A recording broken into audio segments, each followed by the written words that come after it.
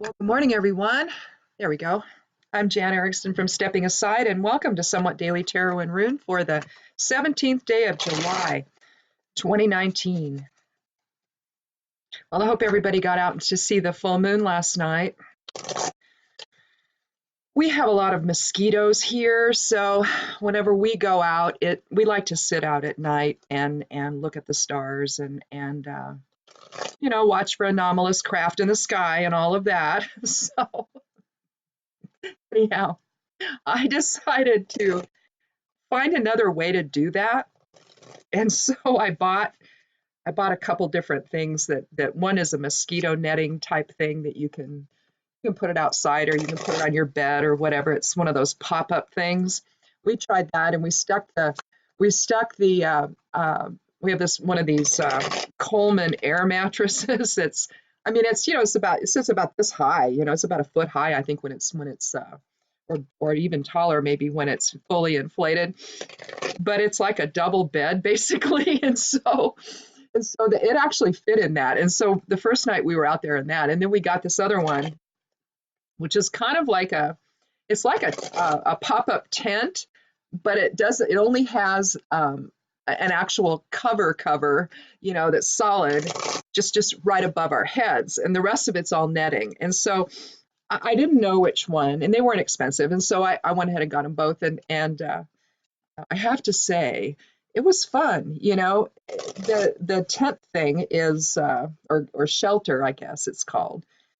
It's a lot bigger. It's like the size of a three-person tent, but I seem to remember three-person tents being smaller than that. So I don't know. Anyhow, it's cool. You can go out there and you can just watch the stars and last night we looked at the moon and everything and looked at the sky, and we got to do it, without having to fend off mosquitoes and all of that. So because I swear to God, I think I need to be out in one of my bee suits just to be able to avoid getting stung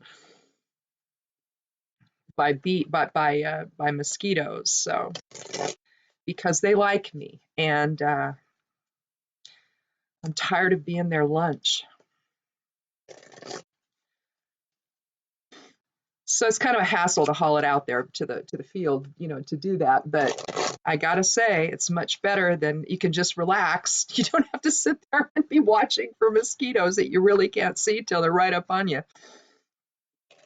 So anyhow, that's what we did last night. So I hope you got outside and you could see the moon and draw down her blessings. Yesterday was the full blessing moon. Well, it's called a lot of different things. You just have to choose which one resonates the most. Blessing moon resonates the most with me, so that's what I choose to think of it as. And I believe that I suggested that I started to do a blog post about it, but then I just stopped and thought, no, I'm not going to do that. I couldn't quite finish it, And so whenever that happens, it's like, okay, this is not meant to be. So I put that down and did some more herb stuff, and I was feeling much better after that. But so I didn't put anything on the blog yesterday for the full moon. I might do something today. Well, I have to actually, because the moon moved into Aquarius and I have to talk about that. So I will be putting something up later today on that. So check out the blog over at imsteppingaside.com, and that should be up here shortly, sometime today anyway, if not shortly. So anyhow, if this is your first time here, welcome. Thank you so much for coming by. Click subscribe. I'd love you to do that. Come back and join our tarot and rune family as we explore all the interpretations of tarot and runes and how they can affect our lives and influence our day and maybe even our perspective. Tarot can challenge, so can runes. So maybe it asks us to let go of things that no longer serve us, or maybe things that are really an illusion. It can be that, or it can suggest a different type of focus that you might consider. So, nothing hard and fast with the tarot or with runes, really. Everything is always in flux. Few things are carved in stone, as we might like to think that they are. It's like, oh no, that can't change. And then one day it does. So, we're proven wrong about that all the time. And so that's why it's nice to look at the cards and look at the runes and consider what they have to offer, even if it's only just another perspective that you haven't thought of before. So I think there's always value in that, even if it's something to reject, completely out of hand. It's like, no, I don't believe that. So either way, if it helps you define things a little better, then awesome. So let's get started. If you come back, thank you. You know how things get around here sometimes, and so you guys know what to expect. You know what the geomancy is all about. I'm going to end the reading with one of those runes that I'll create for you. And then and we'll also, after the cards, we'll also pull a rune out of the bag with the Elder Futhark runes. Take a look at how that affects us. So if you've come back again, thank you so much. It's lovely to see everyone today. It's a gorgeous day today out on the high desert. I'm shuffling my shawl into the cards here on my lap. So I was like, no, don't do that.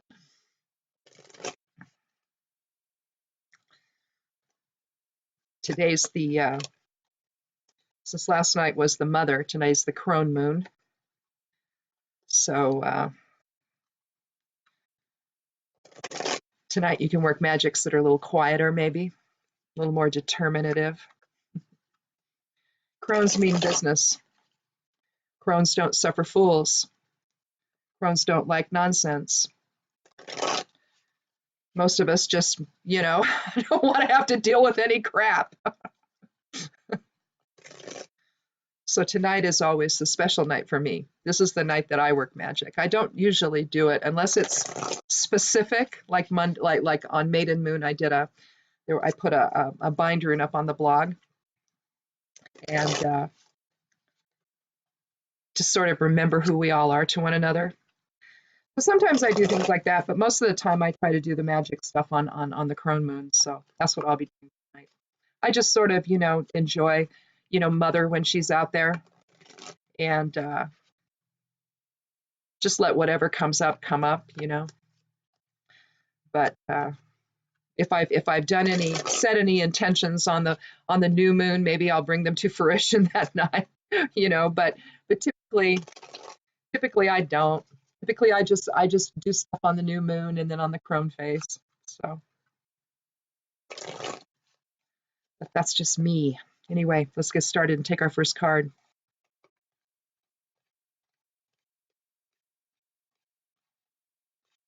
So you still have one more night to work a little magic on the full moon. Well, we have the Chariot. Now today we have an 8 energy, being the 17th, that reduces to 8. 7 and 1 is 8. So 8 is about strength, it's about leadership, it's about, when you get to the 6, you're starting to understand the greater awareness that you have, that you're not alone in the world, that you're part of a greater group of people called humanity, or at least, your neighborhood. Maybe you get it progressively going outward, you start realizing more and more that you're part of a greater aspect of the Creator. And that's what you're really looking at with the 8. You're seeing spiritual energy, spiritual justice. In other words, ideals and integrity, and but being able to understand that what you do affects other people, that you have an impact, and so you need to be careful as to what that impact is, particularly if you have a strong personality that's sort of given toward leadership roles. That's kind of what the 8 is suggesting, that you think about. How are you manifesting that? How are you manifesting justice in your life? And honesty and integrity and forthrightness and all of that. But here we have the Chariot. We're going to begin the day with the Chariot. And that's a 7 energy, and that's balance. Balance between dark and light, ego and spirit. But it also signifies when to take control and when to allow. The king is riding in his chariot. He's come home from something, or he's heading to something. Either way, but he's just sitting there right now contemplating. His little sphinxes are down below there. You see the dreidel on the shield with the winged disc, the winged sun above it. It's mercurial. about the communication between rider and horse, if you will. You see the large star in his crown. You see the stars above on the drape above him. You see the moons on his shoulders, the crescent moons. It denotes strength. It denotes balance, shared experience, movement over obstacles, flow. So, okay, let's do another card and see where we're flowing, huh? But seriously, the chariot, in my estimation, is really about when to take the reins and when to let someone else take the reins. So when to allow and when to take control of a situation, and a leader, is going to do that in a way that's dispassionate. In a way, this is a very dispassionate card. You don't see a lot of emotional commitment to anything. You don't see sorrow, you don't see happiness, you don't see really anything other than he's just sitting there. And you can think that he's just doing absolutely nothing, but he's really not. He's likely contemplating things, maybe his next move. But it's one that's done in patience. It's one that's done with all the facts. It's one that's done with, with purpose. Allowing can be purposeful. You can choose to allow a situation to continue and not interfere with its outcome. Sometimes in relationships, you do that. I've found that if you, and that may be what this is talking about, it may be that sometimes, when you're in a struggle with somebody, not really a conflict, but things aren't going right between you and another person. Could be a family member, could be friends, coworkers, what have you. Sometimes if we interject ourselves into that, if we try to define it too much, if we try to, bring too much light to a situation, too much clarity before the other person might be ready, it could be that the other person is staying reserved because they're embarrassed by their own behavior. Perhaps they caused this and they don't know how to come back, to the relationship. And sometimes you just have to let that stuff play out. No matter how frustrating it might be, you just have to let it play out and allow it to happen. Maybe there's a broader message that someone is supposed to learn. Maybe there's a broader message you're supposed to learn in your allowing something to continue. I have things like this happen from time to time in my life, and I tend to want to say, oh my gosh, what's going on? What's going on? But of late, I don't do that. I've just been sitting back and just letting things be as they are and let the whole idea of natural consequences play out. Sometimes if you interfere with someone's process and point out to them, hey man, you're doing something wrong here, this isn't right, they don't learn anything. Sometimes people have to come to that realization on their own. And where the chariot's concerned, if you're thinking about that in terms of, balance with someone else, I don't know. Sometimes you have to decide, does it make sense to say something to try to control this situation, to try to suggest that, hey, this shouldn't be happening or whatever? Because if you do, you might be depriving that person of something they intended to learn while here. Our bigger themes in life, even some of the subtler ones, it could be all of it, in fact. It's all decided. We decide this stuff before we come here, the kinds of things we're going to focus on.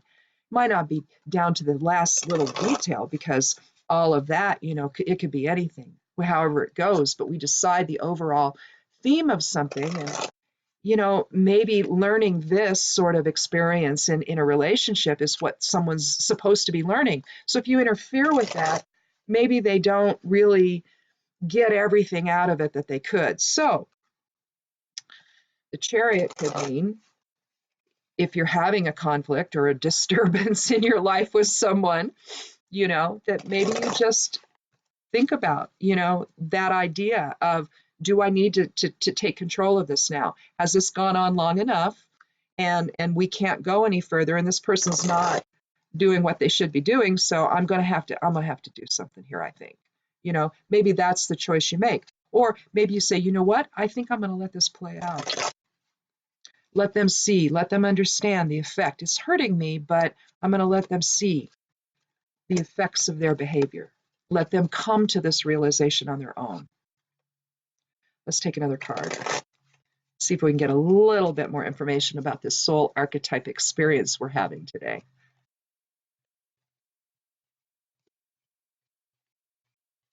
And I take the 13th card. I like to do this randomly. Well, here we have the Four of Cups, which I've drawn before. Here we see a recurrent theme in tarot, a hand reaching out from the clouds, from the unknown, offering something. In this case, it's a chalice. Cups talks about our emotions. It's the water element. So it talks about change, movement. Again, there's the water element involved in the Chariot. 7 and 4 is 11. So this is the energy of the master number 11 of enlightenment and illumination. So out of this, if this decision we have to make to allow or to control evidently involves emotions. Here he sits with his back up against an oak tree. He's trying to draw strength from that type of alignment. But, he's kind of in a little bit of a pity party there, or at least wrapped up in his emotions. He's in a really defensive posture. You see it, his legs are crossed, his arms are crossed, and his garment has almost got an X on it, doesn't it? The tan part of it, you can almost see an X there. The X in the Elder Futhark is called Gebo, and that's about balanced energy exchange. So it's almost like he's wanting balance in his life, but he doesn't have it right now. And he just can't, the emotions are just too much. And so he's got them all sitting there, but he's not really looking at them. He's just sort of, in a defensive posture. He's not allowing. It's a very restrictive. In fact, I'll tell you what, let's move the 4. I'm going to do that. Okay, let's move the 4 first. So he's sitting there in a defensive, restrictive posture. His emotions are not flowing anywhere. You can't even see them. And so then the Chariot comes along and suggests, well, you might try, thinking about, allowing versus control. Maybe the 4, you've got way too much structure. 4 is about structure and foundation.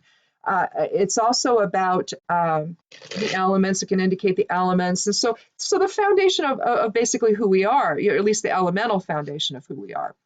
So, you could have just as easily had the Magician here, couldn't you? As the next card instead of the Chariot. But here we're stuck and bound in our emotions. We're trying to control too much. He's in, like I say, he's in this defensive posture. And then the Chariot comes along and says, well, okay, maybe you need to do that right now. Maybe you need to protect your emotions right now. And that's okay. You can do that. But at some point, you're going to have to consider, do I really need to do that? Am I just caught up in a bunch of illusion? Am I caught up in a bunch of judgment? Am I caught up in something that is real? Or is this really something I need to be worried about? So the Chariot is just coming in and saying, let's find a little different balance maybe, or at least just think about it. The balance between dark and light, between shadow side of self and spirit. Let's do a third card.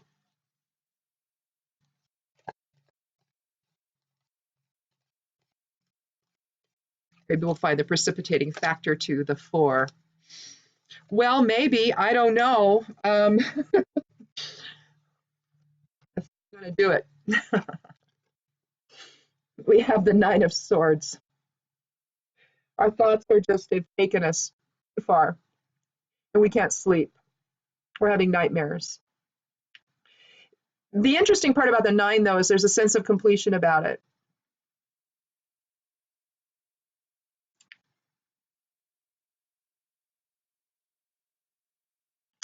We see those swords in a pattern, don't we? So everything's sort of really coming in on her. Is it a her or a him? I think it's a her. No, it's a guy. I've always interpreted this to be a woman. Maybe in other decks it is.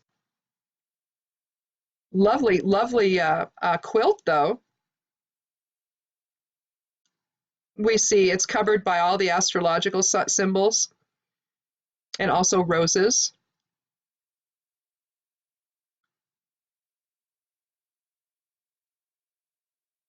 Interesting relief done on the bed itself.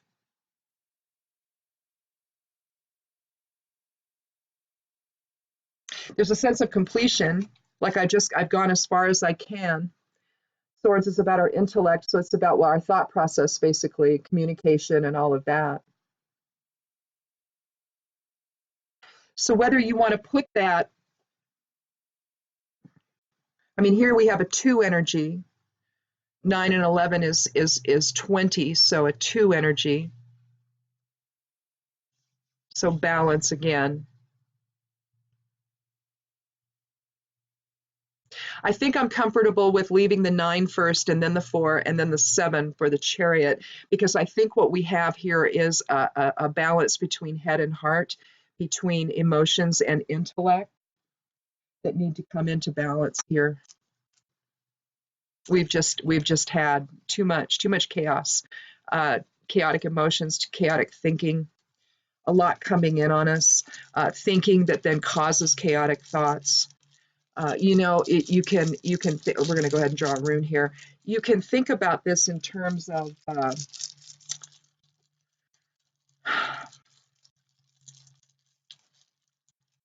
we want to think that, well, I'll back up. Okay. So when the creator created the universe, all right, let's talk about it in terms of the Great Mother. We'll call the creator the Great Mother. The Great Mother breathed out the universe, and we're resting in the Great Mother's breath. So we are the Great Mother. We are the creator, focused into form. We get here and we forget that, and we react with ego and personality and all of that. We forget that spirit is actually supposed to be driving this experience. I'm not sure why that happened. I'm not sure if when we were genetically manipulated by those that were here at the time, they're no longer here now. I don't know if they manipulated that genetically out of us. I don't know if this is something that being a slave type of role that we've always had with overlords, that master slave existence. I don't know if maybe just over time, generationally, the awareness of who we really are was just sort of, you know, bred out of us, if you will.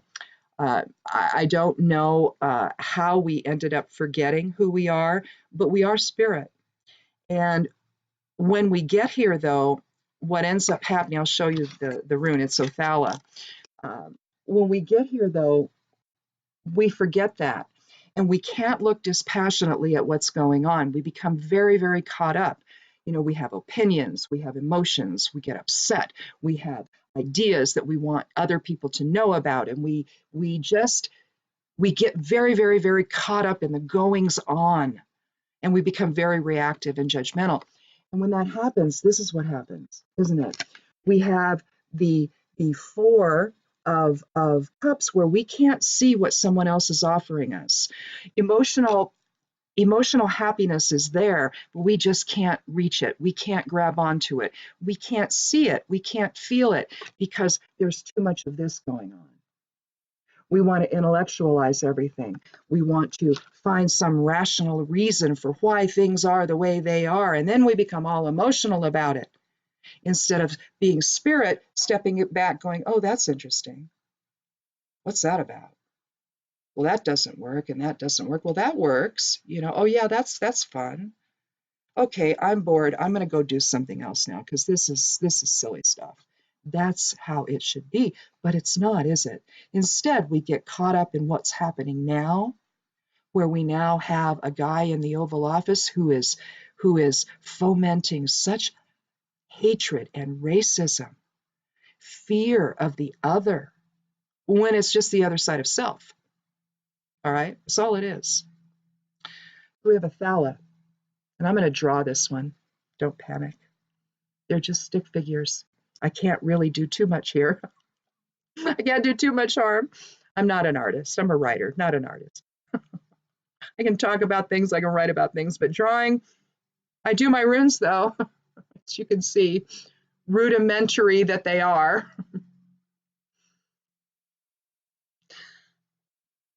Othala is the 24th rune of the Elder Futhark, and it's said to, where is my,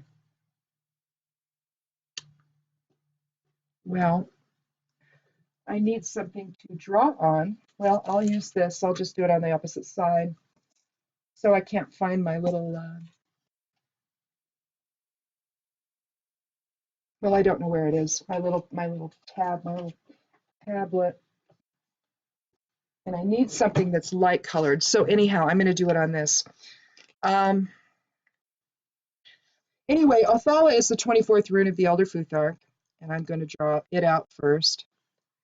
But it's said to contain all of the energies of all the runes. All the runes are contained within Othala. There's Othala. Very badly drawn because I'm doing it on my leg. Let me put it on something else here on a book. So that you can really see it. There's Othala. Ignore the top one, look at the bottom one. Anyhow, a lot of the runes will contain, you'll see other runes contained within them, and this is why I'm doing this, okay? The top part is a diamond. Now this one can be done actually two different ways. It can be done as two X's, one on top of the other, looks like a DNA strand, or it can be drawn as a diamond, and that's Ingus. And that's the seed or sudden expansion of energy, which, I mean, you can see with a seed, that's what happens. You know, it interacts with the soil and the air and the sunlight and water and all of that and sort of bursts into life. And then down below, we have an X. And that's Gebo, or balanced energy exchange. So Othala is about our inheritance. It's about who we are together in other words, the collective consciousness manifested into form. That's what Othala represents. It's all of us together. It's our history, our ancestry, our traditions, our legacy, everything combined together. Now, you can see contained within the diamond and also contained within the X, you're going to see Kenaz. Well, you won't. Well, you will. Right there. See by my finger. See Kenaz? Looks like a greater than sign.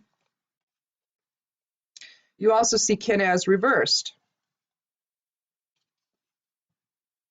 Right there. I attached it to Othala like I shouldn't have, but anyway, it's reversed. So what we're talking about with Kenaz is the torch or light or illumination. So right away you see that we have the sudden expansion into form, but we do so in balanced energy exchange where we're supposed to, where we are bringing light to our experience and also absorbing light from our experience. So if everything is spirit-based, you can see how that can happen, right? Well, that's what Othala means. So we're basically looking at, let me get my geomancy runes out here. We're basically looking at here balance, trying to get some kind of balance between intellect and emotions, knowing when to control and when to allow, and to allow the spirit focus of Othala, you know, to understand that all of this is connected together, that we are one unified consciousness, that we're just all playing out different aspects of the creator's self and experience here. If we could do that in a way that recognizes that truth, we'd all be a whole lot better off. We wouldn't have the struggle that we're having. Looks like Leak Project is saying, oh, there's some kind of explosion somewhere. I get these little notifications. No, I don't want notifications. Okay, David Icke says Israel wants a war with Iran and it wants the USA to fight it. Oh, well, so what else is new? Ease. Anyway, let's see what the geomancy runes have to say. We'll create one of those. Let me move my earrings out. Throw this down. All right. The geomancy is it's various methods. Some of it has to do with pendulum work. It has to do with the ley lines that are throughout all across the globe.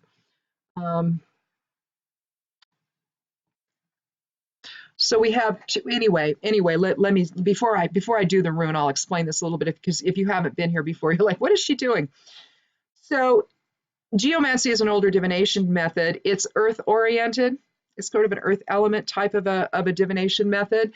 And it deals in ones and twos. So sort of a binary code type of a thing.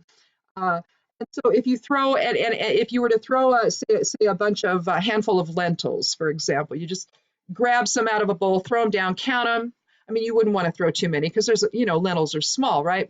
But so you pick up some, throw them down, count them. If it's an odd number, then that results in a single dot. If you pick them up and throw them and it results in an even number, then it's a dual dot, so 2 dots. So I just decided, well, that's nonsense, because if you saw my area, that's not going to work, right? So I just decided to make my own runes, where on one side I have 2 dots, and the other side I have 1. And on the single side dot, I've identified the element, because this has to go in an order of fire, air, water, and earth to create the symbol. So right now I have 2 dots for fire, 2 dots for air,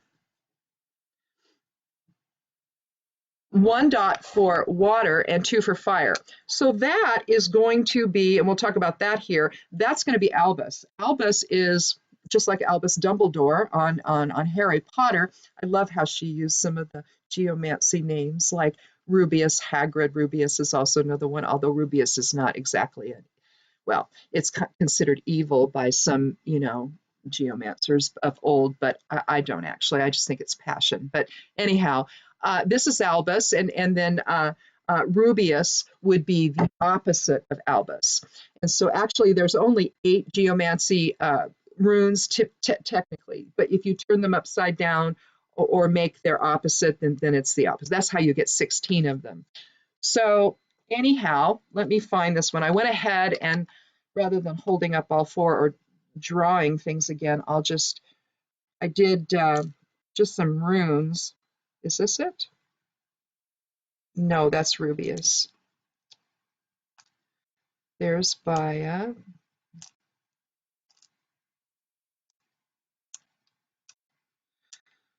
Well, it's going to be the very last one I find. Yep.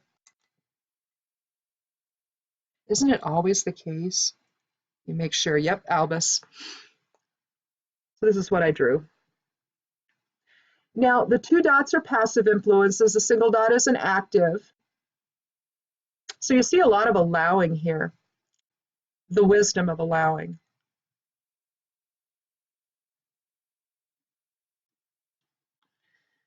Because that's what spirit does, doesn't it? It allows more than it really engages. It observes more. It experiences more. But it does it in a way that's dispassionate. It's just here to learn. It's just here to acquire knowledge,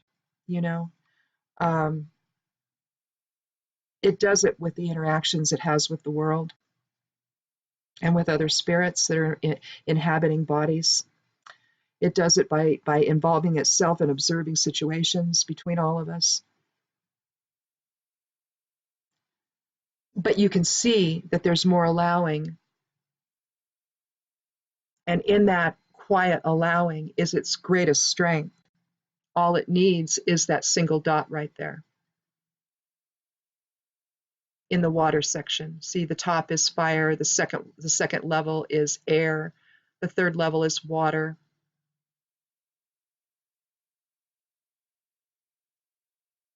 The lowest level is earth. So you're talking some wisdom there that's brought in from emotions and intuition. And what is spirit if not intuition based? Because, when you're a non-physical, how are you going to talk to one another? It's going to be, mentally, right? Emotionally. It's going to be, vibrationally. In other words, telepathically, empathically.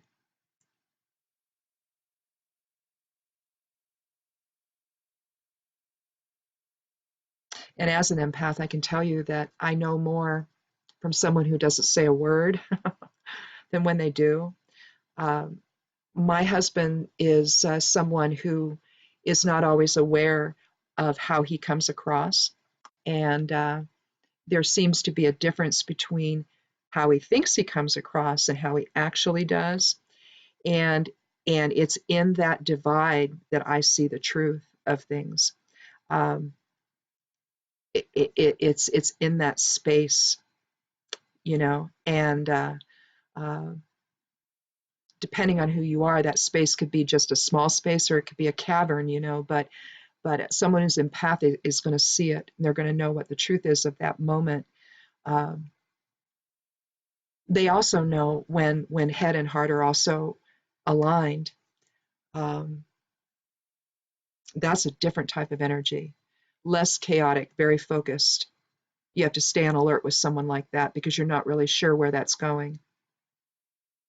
When someone's a little further apart, you got a little time there. There's a little more confusion. That's what you feel. But in the allowing place where empaths are, where people that are considered psychic are, this isn't just us, by the way. We're all this way. We're all spirits, so we're all this way. It's just our focus is different, maybe. Our attention, where we place our attention, is different. So someone who's empathic is just going to be aware of these things. It's not going to pass them by. For some of us, we're inundated with it. We couldn't even if we wanted to the point where you don't know whether it's your emotions or someone else's. And that takes time to learn how to discern, what was yours and what was theirs. It's like when I pick up on my husband's aches and pains, suddenly my hip will start hurting. It's like, dude, are you in pain? Do I need to go make you something? Do I need to make some tea? Do you need some wild lettuce tincture? What do you need? So for some of us, we just naturally do that. We all actually naturally do that. But over time, maybe we just forget and we don't pay attention to it. But that is our true reality. It's not that empaths are special. We're not. We're just plagued and afflicted and overwhelmed. So, anyhow, well, I think that's enough for today. Again, we're talking about balance, whether it's inner balance or the balance you strike with someone else. Think about, the difference between controlling and allowing, and isn't it better to just allow a little bit more? It's awful when you have to be in that control place when you're really somebody that doesn't want to be. So just think about how you process that, how you manifest that in your life, how you manifest the balance of the chariot in your life, and maybe think about a little more of not rising to the bait, not taking it, not you know getting your back up and reacting. Just sit back and allow, see what happens. Sometimes things resolve themselves, sometimes they don't, and maybe you have to get involved. But when you don't. See what happens. I think you'll be pleasantly surprised. Anyhow, we'll see you tomorrow. Thank you so much for coming by today. Be good to yourself, be good to one another, and blessed be.